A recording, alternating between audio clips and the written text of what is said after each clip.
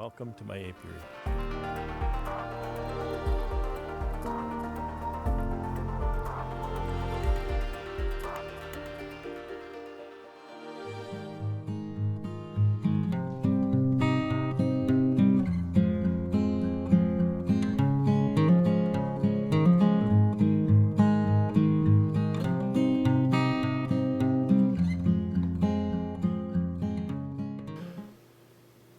It's a big day in the wood shop. Until now, on this pallet and cover project, I've been cutting plywood to size, I've been ripping lumber, making all of the various parts that I need for the two components in very, substantial quantities. I have in all 115 pallets to build, and I have 290 covers to build. I've never built that many in one go before, but I've built quite a few. I think I've built 100 covers or something like that at one time. So I'm confident this is going to go okay. Space in the shop begins to be a little bit of a challenge at that point. It's still cold outside, so I don't have the doors open very much or very often, and so I need to bring things in as I need them. I store the parts either here in the shop in the corner or in the other building, in the unheated building, so that I can build them in. Then I can bring them in as I need them. So I'll show you what's going on here, and we'll get to actually beginning to assemble some pallets today. Okay, so what I have here is I have all of my 2x4 risers for the pallets cut and stacked here on these two little skids. I have some here on the outfeed table saw. My table saw acts as my assembly table, so I need to be careful that I have all of my ripping done before I begin assembly. There's one more operation I need to do on the table saw, but that's for covers. I'm starting with the pallets, and then behind me here you can see the pallet material, the plywood for the pallets, all cut up and ready to go. I've got one of them ready here. I've got runners here and risers here, and I made a little jig this time. I don't usually make a jig if I'm just doing a few pallets. It doesn't slow me down that much, but the few minutes it took to make that jig will really help me a lot making 115 pallets. Okay, the jig that I built, I used a few offcuts, this one, actually this one and this one, but that's irrelevant. And I used some of my riser parts for the jig, just so I wasn't cutting a bunch of material special for just for the jig. And all I did was I measured this out as accurately as I could, and I made it so that I can slip my riser parts into the jig like this. Looks like that one's a little too tight, and that one's pretty tight too. I had some blocks that I set them up on. These 2x4s are likely bowed a little bit, so I'll have to fix that. I'll bring that out. There's no reason for this one to be tight because it doesn't have to be that accurate. I have to be careful to use a 2-inch screw. I've got an 1.5 2x4 and a 3/4 plywood, and then my table saw. So I don't want to screw into the table saw.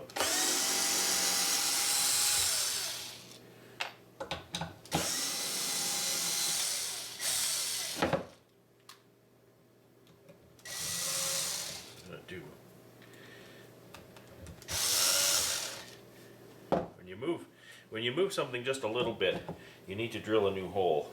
But since I'm moving 2 of these, I'm going to swap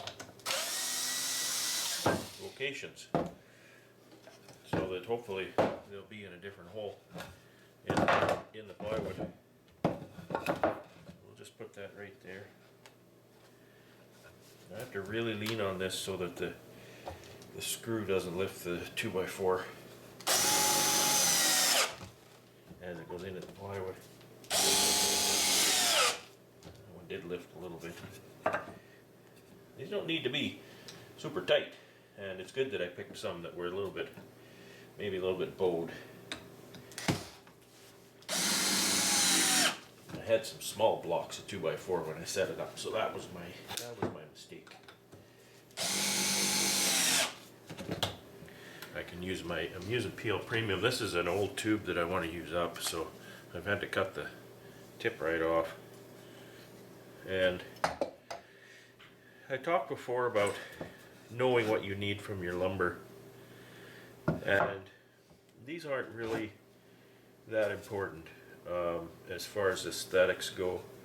They're under the top, you can't really see them. The part that you'll see the most is the outside of this 2x4.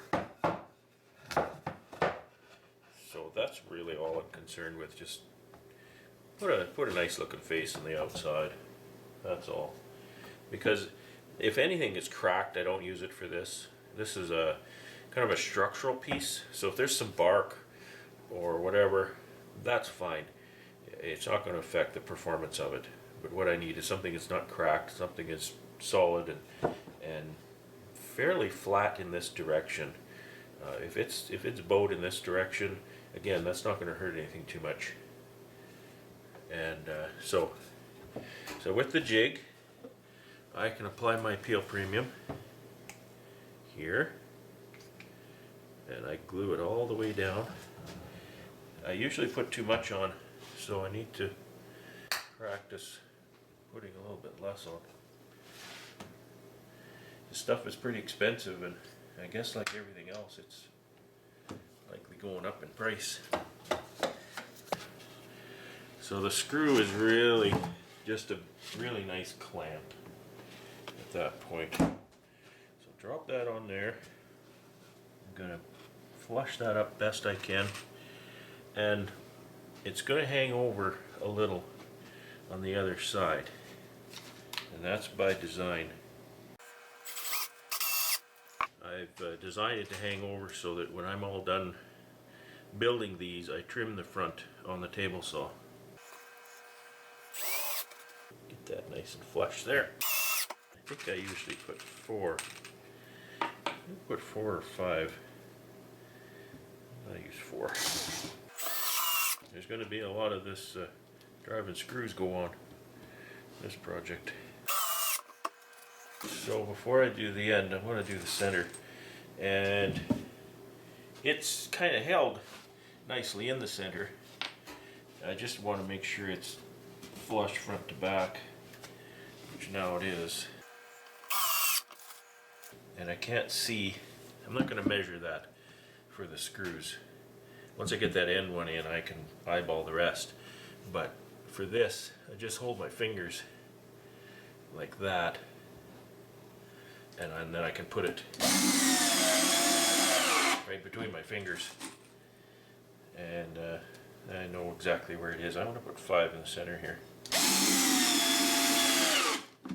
because one will be coming out later on. I've explained all this in previous videos, building these pallets, but that one I'm taking out again. And why I'm taking that out is, not only is it going to be redundant, I have it right here. This piece is the center cleat, shim, center shim. So that'll sit right about there. And so what's going to happen is that screw ends up being under this clip when I drill that for the 3-inch screw I put in there. So first of all, I'm putting 2 3-inch screws in there, okay? And that kind of makes this an irrelevant and redundant screw. And not only that, but that screw, you couldn't measure that well enough to get that lined up with this hole, but if you don't, you will. And ask me how I know that. I've had to actually drill this piece out larger, and then take that screw out in order to attach this. So once I'm all done assembling, I take that screw out. Once I'm done assembling the underpinnings, I should say, then I take that screw out once the PL premium is cured in there, because then it's not going anywhere. And then once I glue and staple this on there, that screw will go in there and Bob's your uncle.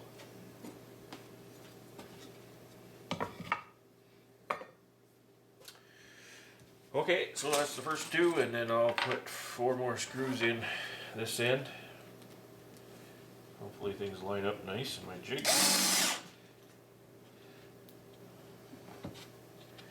It's almost perfect, and it's sturdy too. I can't move it. I like to move it a little. But if it's in the right place, I don't need to move it. So this is the operation that squeezes out the glue. And tell you, PL Premium, you don't want to get that on your fingers even. You can't wipe it off. A little bit here. So what happens is, I'm going to flip this over and put the runners on, and then this has to sit until that PL Premium is cured, and I'll run my utility knife along that, clean it off. So the top is done, and so I'll pull this up. I can see a flaw in my plan here. This has to move.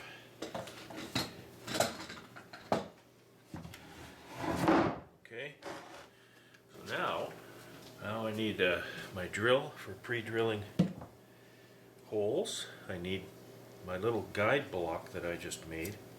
So this guide block is 2 3/8 inches from here. So the actual dimension that my runner gets set back, here I'll get some runners and show you. So those are my runners, and they get set back from the edge a little bit. Okay, something like that. And I want to mark that now because I want to apply some PL Premium. And so that's where this little block comes in to play. And when I first made my pallets a number of years ago, I made that 2 1/4 tight, and it was too tight.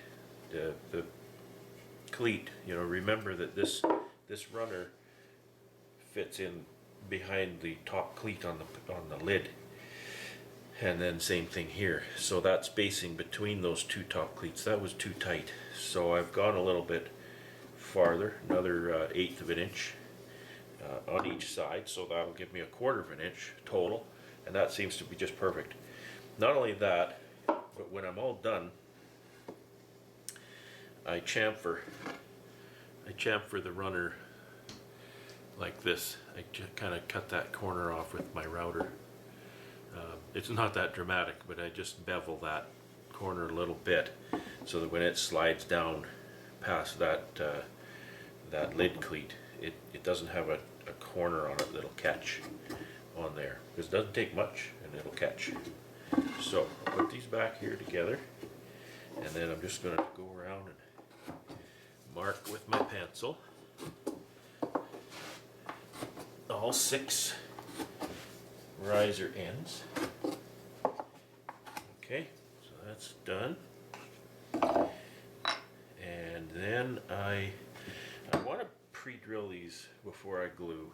So I'm just going to, and here again, here's a little thing I do. You really have to pre-drill the ends. You could probably get away without the center, but I do that anyway. And your problem is drilling, putting a screw in too close to this end, because there's nothing here. The fibers of the wood are like this, and there's nothing whereas the fibers are all stuck together here. There's nothing here, so they'll tend to crack and do that. So the farther from that edge you can get with your screw, the better. And what I can do is this 2x4 is 1.5 inches. I can go a full 1.5 inches back from the edge, and just I'm putting 2 in, so I'll go about there. and then just give it a little start and angle my drill. I don't want to drill in a 2x4 because I'm not putting the screw there. So what that did, here, let me get my ruler and I'll show you what that did, is the screw came out inch and a quarter, almost inch and a quarter from the end, right? You can see the hole here and it's still angled, so it's going in that way. I could probably angle a little bit more for this kind of operation, but I find that works really good. If you can have that hole come out of this piece of wood pretty well right in the center of this piece of wood, then you've mastered that technique, I think. So let's do that again. Do the centers.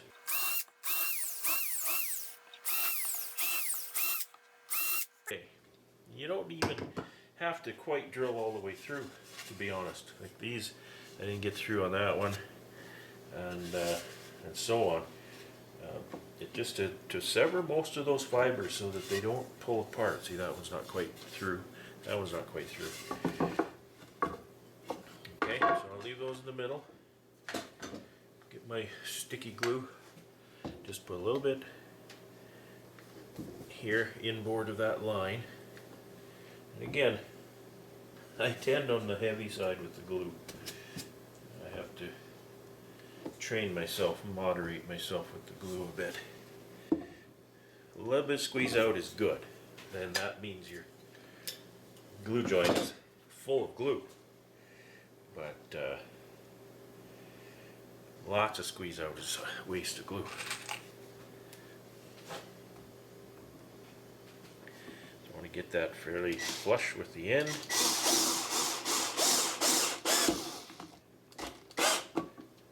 Okay. I'm going to do that a little differently. Because when you put it in angle ways, it tends to pull that board outward.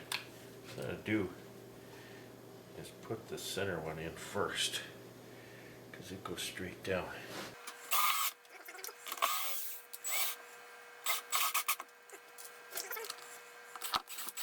My other little marking block was 2.25 inches long, so I would always just eyeball set that back a bit. But I can bring that right up to the line now because the marking block is giving me that extra. In some ways, these screws are a liability because they're the, you know, if these runners break, it's going to be where the screws are. Just don't have the luxury of time to clamp those until that peel premium dries. I don't have the luxury of time for that.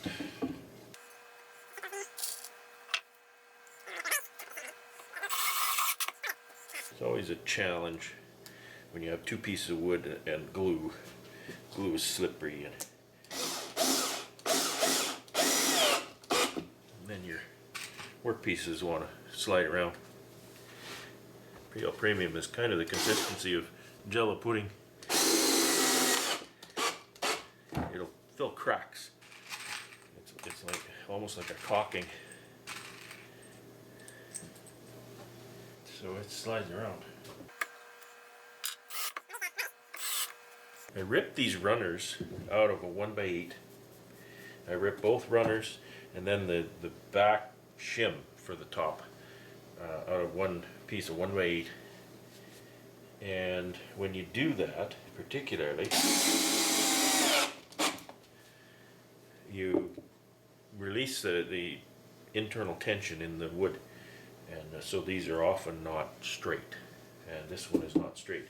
It's, you know, it's very much close enough. However, this one, I want to move this end toward me. I can't quite pull it with my fingers. It's pretty hard to pull. So I'm just going to stick a clamp on it. Just give it a tug and set the screws in.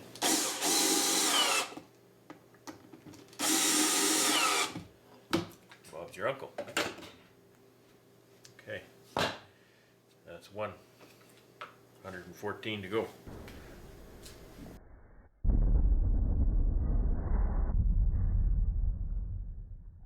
Another little thing that I do is, again, as I'm working, I'm looking at the lumber. You know, it's not a bad piece. I'll use this runner as an example. You see, this is a little bit nasty. So, 100 of these pallets out of the 115 are for the customer, 15 are for me. So I'm doing the customer's pallets first, so I can use the best lumber on those. And then this kind of thing I'll set aside, and that'll end up on my pallets that I keep. Always want to do good by your customer. Customers are the ones that feed you, right? So, you know, treat them right. And I like to be fed. So there's some bark, no big deal, but I want to put that up. You know, if anything's going to contact the ground, it'll be this side. So, you know, blemishes and stuff, this is going to be covered with the plywood. It's going to have PL Premium fill in all this nastiness. So we'll go that way with that.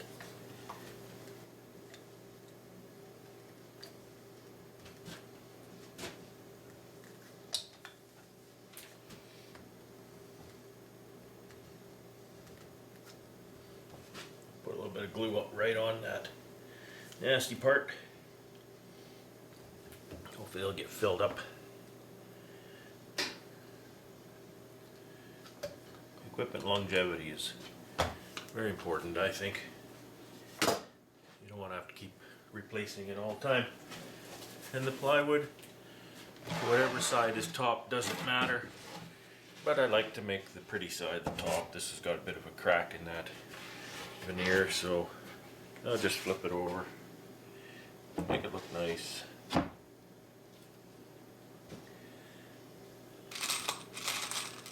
Customers should be happy with what they bought when they see it. You should smile. You should never say, well, that's good enough, you know, that'll probably do the job. Should be more like, I'm sure glad I asked you to build my equipment.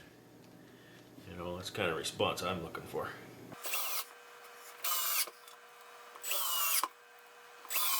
A very little squeeze out, almost none actually, a little bit here. So I think I've got that glue amount just about right.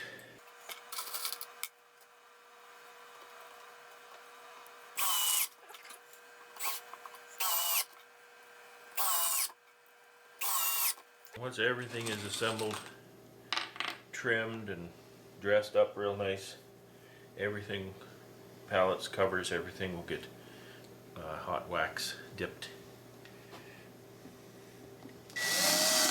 That's an excellent preservative for bee equipment.